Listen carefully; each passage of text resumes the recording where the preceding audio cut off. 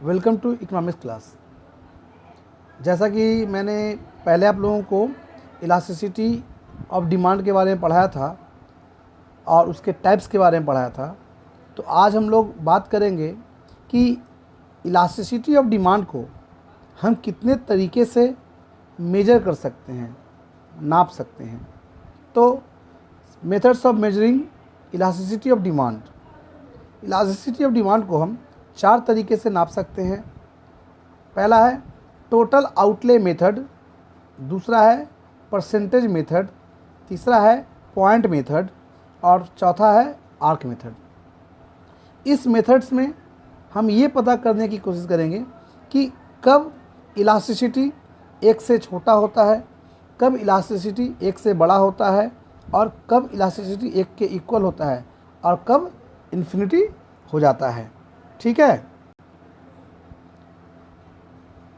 हमारा पहला है टोटल आउटले मेथड।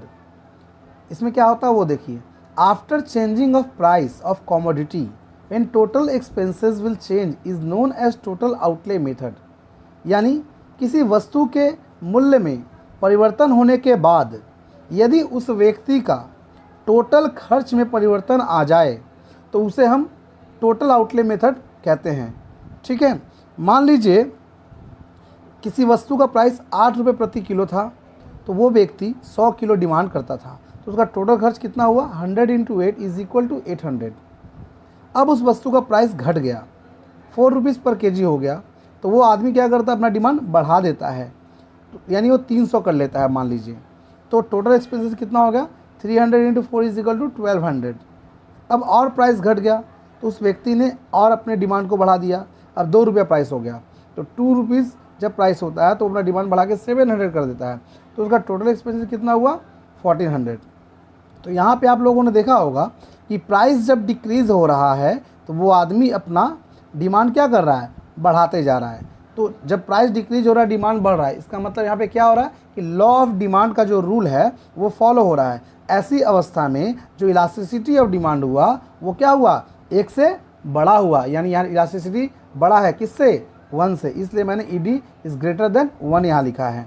ठीक है। अब बात करते हैं नंबर 2 उसी का, कि इलास्टिसिटी 1 के इक्वल कब होगा। After change in price when total expenses will not equal then to previous one is known as, इसको भी टोटल आउटले मेथड कहते हैं, लेकिन इसमें इलास्टिसिटी क्या होता है? 1 के इक्वल होता है।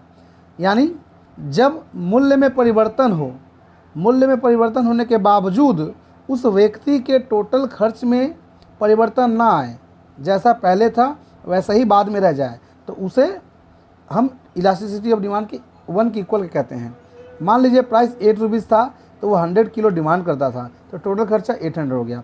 फिर प्राइस घट गया, 4 रुपीज़ हो गया, तो उसने भी डिमांड को बढ़ाया, 200 कर दिया, लेकिन फिर भी 200 × 4 कितना हुआ? 800 हुआ।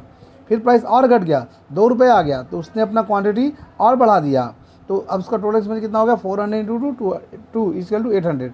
यानी प्राइस तो घट रहा है, वो क्वांटिटी भी बढ़ा रहा है, लेकिन उसके खर्च में कोई अंतर नहीं आ रहा है। तो प्राइस डिक्रीज हो रहा है, क्वांटिटी बढ़ रहा है, तो यहाँ भी लॉ ऑफ डिमांड क्या हो रहा है? फॉलो हो रहा है, बट उसके टोटल एक्सपेंसेस में किसी प्रकार का कोई चेंजेस नहीं आ रहा है। इसलिए यहाँ पे इलास्टिसिटी ऑफ डिमांड जो हुआ वो क्या हुआ? 1 के इक्वल हुआ। अब हम पढ़ेंगे कि कब हमारा इलास्टिसिटी 1 से छोटा होता है। तो दिया हुआ देखिए, after change in price when total expense will less then to previous one. यानी वस्तु के मूल्य में परिवर्तन होने के बाद उसका खर्च पहले से और कम हो जाए, टोटल खर्च उसका पहले से और कम हो जाए, तो ऐसी अवस्था में इलास्टिसिटी 1 से क्या होता है? छोटा होता है। आप देखिए वहाँ पर दिया हुआ है, प्राइस जब 8 रुपीज़ पर केजी था तो वो आदमी 100 केजी डिमांड करता था, टोटल एक्सपेंसेस उसका 800। प्राइस डिक्रीज़ हुआ तो उसने अपनी क्वांटिटी क्या कर दिया? और कम कर दिया, तो यहाँ पे कितना हो गया? 70 × 4 इज इक्वल टू 280 हो गया। फिर प्राइस और कम हो गया, फिर उसने अपनी क्वांटिटी क्या कर दिया? और कम कर दिया, 50 कर दिया। यहाँ टोटल एक्सपेंस कितना हो गया? 100। तो देखिए प्राइस चेंज हो रहा है, उसका क्वांटिटी भी चेंज हो रहा है, लेकिन उसके एक्सपेंसेस पहले से और क्या हो रहे हैं? कम होते चले जा रहे हैं। तो यानी प्राइस जो टोटल एक्सपेंसेस था वो पहले से क्या हो रहा है? कम होते जा रहा है। इसलिए यहाँ पे जो इलास्टिसिटी है 1 से क्या हो रहा है, छोटा हो रहा है, और ये लॉ ऑफ डिमांड को भी फॉलो कर रहा है। ठीक है। अच्छा, जब प्राइस कम होता है और डिमांड भी कम होता है, ऐसा कब होता है, किन गुड्स में होता है, क्या आप लोगों को पता है? हाँ, ऐसा स्टेटस मेंटेन करने वाली जो वस्तु में होती है ना, उस पे होता है। ठीक है। अब हमारा अगला है आर्क मेथड। आर्क मेथड किसे कहते हैं वो सुनिए। By the arc method we get that demand and price has inverse relation. Arc method में हमें ये पता चलता है कि डिमांड और प्राइस यानी मांग और मूल्य, इन दोनों के बीच इनवर्स रिलेशन यानी विपरीत संबंध है। तो आर्क मेथड्स के द्वारा इलास्टिसिटी ऑफ डिमांड निकालने का जो फॉर्मूला है वो यहाँ पे मैंने लिखा हुआ है, उसे आप देख लीजिए। इसका फॉर्मूला होता है यानी चेंज इन क्वांटिटी डिमांड, यानी डिमांड में जो परिवर्तन हुआ उसको original quantity plus quantity after change, इन दोनों को ऐड करके 2 से डिवाइड करते हैं। ठीक है। फिर उसको उसके टोटल को फिर चेंज इन प्राइस यानी मूल्य में जो परिवर्तन होता है वो उसको भाग करते हैं ओरिजिनल प्राइस, और मूल्य में परिवर्तन होने के प्राइस को दोनों को जोड़कर 2 से भाग करते हैं। यानी पहले क्वांटिटी वाला जो आंसर आया वो और प्राइस वाला जो आंसर आया वो, इन दोनों को आपस में जब डिवाइड कर देंगे तो हमारा इलास्टिसिटी ऑफ डिमांड निकल जाएगा। ये आर्क मेथड से निकालने का तरीका है। अब इसका एग्जाम्पल समझते हैं। मान लीजिए यहाँ पे मेरा किसी वस्तु का प्राइस 8 रुपये प्रति केजी था, तो 100 केजी डिमांड होता था, तो टोटल एक्सपेंसेस का 800 होता था। अब प्राइस घट के 4 रुपये प्रति किलो हो गया, तो क्वांटिटी उसने क्या किया और बढ़ा दिया, यानी वो लॉ ऑफ डिमांड को फॉलो कर रहा है। यहाँ पे जब प्राइस डिक्रीज हुआ तो क्वांटिटी क्या किया, बढ़ा दिया है। अब उसका टोटल एक्सपेंसेस हो गया 300 × 4 = 1200। अब हम बात करते हैं फार्मूला का, फार्मूला के हिसाब से। तो फार्मूला के हिसाब से चलने के लिए पहले हमको इन सब का डिफरेंस निकालना पड़ेगा। पहले मेरा 8 रुपीज़ पर केजी था, अब मेरा 4 रुपीज़ पर केजी हो गया। तो प्राइस में चेंज कितना आया, 8 - 4 = 4। पहले 100 किलो डिमांड करते थे, अब 300 किलो डिमांड कर रहे हैं, तो क्वांटिटी में मेरा कितना डिफरेंस आया, 300 - 100 = 200। और टोटल एक्सपेंस में कितना अंतर आया, पहले मेरा 800 खर्च होता था, अब मेरा 1200 खर्च हो रहा है, तो 1200 - 800 = कितना हुआ, 400। अब हम फॉर्मूला पे बात करते हैं। सबसे पहले क्या था, चेंज इन क्वांटिटी डिमांड। तो क्वांटिटी डिमांड में कितना चेंज हुआ, 200, तो 200 मैंने वो ले लिया। फिर उसके बाद क्या है, ओरिजिनल क्वांटिटी कितना था, 100, तो 100 को ले लिया मैंने। उसका प्लस क्वांटिटी आफ्टर चेंज, यानी बदलने के बाद जो क्वांटिटी हुआ था उसको दोनों को जोड़ना है। तो बदलने के बाद कितना था, 100 से 300 हो गया था, तो 100 + 300 क्या करेंगे, ऐड कर देंगे, और डिवाइडेड बाई 2, इसको हम 2 से डिवाइड कर देंगे। फिर उसको नीचे आइए, फिर दिया हुआ चेंज इन प्राइस, प्राइस में चेंज कितना था, 4 रुपीज़। फिर उसको डिवाइड करना है किससे, ओरिजिनल प्राइस को प्लस करना है किससे, प्राइस आफ्टर चेंज से, फिर उसको 2 से डिवाइड करना है।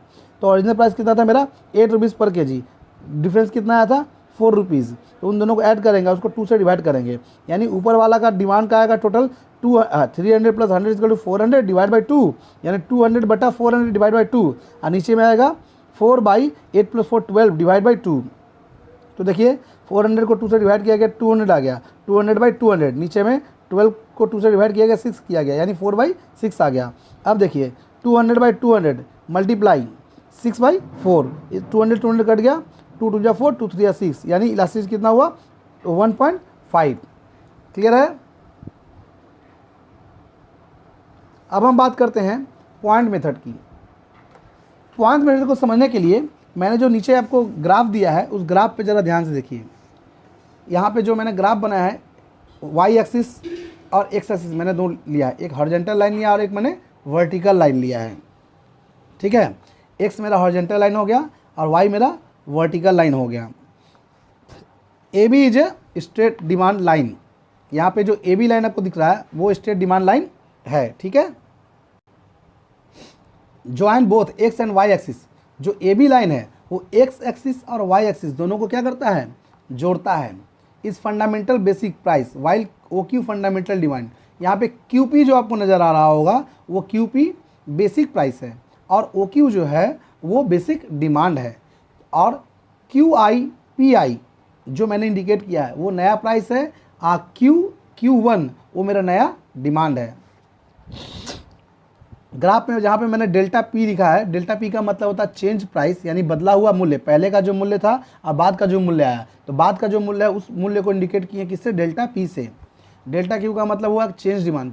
चेंज डिमांड का मतलब क्या हुआ, पहले जो डिमांड था और बाद में जो डिमांड आया उस बदले हुए डिमांड को हम डेल्टा चेंज से, डेल्टा क्यू से दिखाए हैं। इस ग्राफ से हमको क्या समझ में आता है, by this we can use this formula to measure. इसमें पॉइंट मेथड से चीज़ों को ज्ञात करने के लिए, यानी इलास्टिसिटी को ज्ञात करने के लिए हम जिस फार्मूला को यूज़ करते हैं वो नीचे दिया गया है। इसका फार्मूला है elasticity of demand is equal to change in quantity divide by original quantity, यानी मूल्य में मांग में जो परिवर्तन हुआ उसको ओरिजिनल प्राइस, ओरिजिनल मात्रा से क्या करेंगे, डिवाइड कर देंगे, तो मेरा जो इलास्टिसिटी है वो निकल जाएगा। इसको नीचे देखिए, इसमें भी बहुत सा तरीका है। इसमें इलास्टिसिटी ऑफ वन कब demand, elasticity of demand one के इक्वल कब होगा, इलास्टिसिटी ऑफ डिमांड वन से छोटा कब होगा, इलास्टिसिटी ऑफ डिमांड वन से बड़ा कब होगा, इन्फिनिटी कब होगा, वो तो उतना ज़्यादा जानने की ज़रूरत नहीं है। हम 2 एग्जाम्पल से आपको समझा रहे हैं, आपको अभी समझ में आ जाएगा। सबसे पहले मान लेते हैं मेरा प्राइस 8 रुपीज़ पर केजी है किसी वस्तु का, तो हम 100 किलोग्राम यहाँ पे डिमांड करते हैं, तो टोटल एक्सपेंसेस मेरा कितना हो रहा है, 100 × 8 इज इक्वल टू 800 रुपीज़। ठीक है, अब मेरा प्राइस क्या हो गया, डिक्रीज़ हो गया। अब मेरा क्वांटिटी भी क्या हो गया, इंक्रीज हो गया, यानी जब प्राइस डिक्रीज हुआ तो क्वांटिटी मेरा बढ़ गया। टोटल एक्सपेंसेस मेरा कितना हो गया, 200 × 4 इज इक्वल टू 800। ठीक है, इस अवस्था में देखिए मैंने प्राइस तो चेंज हुआ, प्राइस चेंज होने के बावजूद मैंने क्वांटिटी भी बढ़ाया, लेकिन टोटल एक्सपेंसेस में यहाँ किसी प्रकार का कोई चेंजेस नहीं आया है। तो फॉर्मूला के हिसाब से क्या है यहाँ पे, change in quantity divide by original quantity. तो चेंज इन क्वांटिटी कितना आया था आपका बाबू, 200 - 100 इज इक्वल टू 100। ठीक है, और ओरिजिनल क्वांटिटी कितना था, पहले वाला क्वांटिटी कितना था, 100, यानी चेंज इन क्वांटिटी 100 और ओरिजिनल क्वांटिटी भी क्या हुआ, 100। इन दोनों को आपस में जब डिवाइड करेंगे तो मेरा इलास्टिसिटी ऑफ डिमांड कितना आ जाएगा, इलास्टिसिटी डिमांड 100 को 100 से डिवाइड करेंगे तो मेरा कितना आएगा, 1 आएगा। यानी इस अवस्था में इलास्टिसिटी ऑफ डिमांड मेरा क्या हुआ, 1 के इक्वल हुआ। मतलब सिंपली ये है कि प्राइस में चेंज होने के बावजूद मैंने क्वांटिटी को बढ़ाया, लेकिन टोटल एक्सपेंस में इसका कोई अंतर नहीं पड़ा। ठीक है, तो ऐसी अवस्था में जो इलास्टिसिटी ऑफ डिमांड होगा वो क्या होगा, 1 के इक्वल होगा। इसको दूसरा फॉर्म एग्जांपल से देखिए, प्राइस मेरा 8 रुपीज़ पर केजी है, क्वांटिटी मेरा 100 किलो डिमांड होता था, टोटल एक्सपेंस कितना हुआ, 800। प्राइस मेरा चेंज हुआ, 8 से 4 हो गया, यानी घट गया, तो क्वांटिटी मैंने क्या किया, बढ़ा दिया, लॉ ऑफ डिमांड फिर फॉलो किया मैंने यहाँ पे। अब मैंने क्वांटिटी कितना डिमांड किया, 500, तो टोटल एक्सपेंस मेरा कितना हो गया, 500 × 4 इज इक्वल टू 2000। तो फॉर्मूला के हिसाब से क्या था, चेंज इन क्वांटिटी, क्वांटिटी में कितना परिवर्तन हुआ, 500 - 100 इज इक्वल टू 400। उसके बाद ओरिजिनल क्वांटिटी कितना था, 100, तो 100 को जब मैंने 400 से डिवाइड किया तो कितना, 400 को जब 100 से डिवाइड किया तो 100 4 जब 4 आया, यानी इलास्टिसिटी यहाँ पे कितना हो रहा है, 4। तो 4 क्या है, 1 से बड़ा है, इसलिए इलास्टिसिटी ऑफ डिमांड यहाँ पे 1 से बड़ा होगा।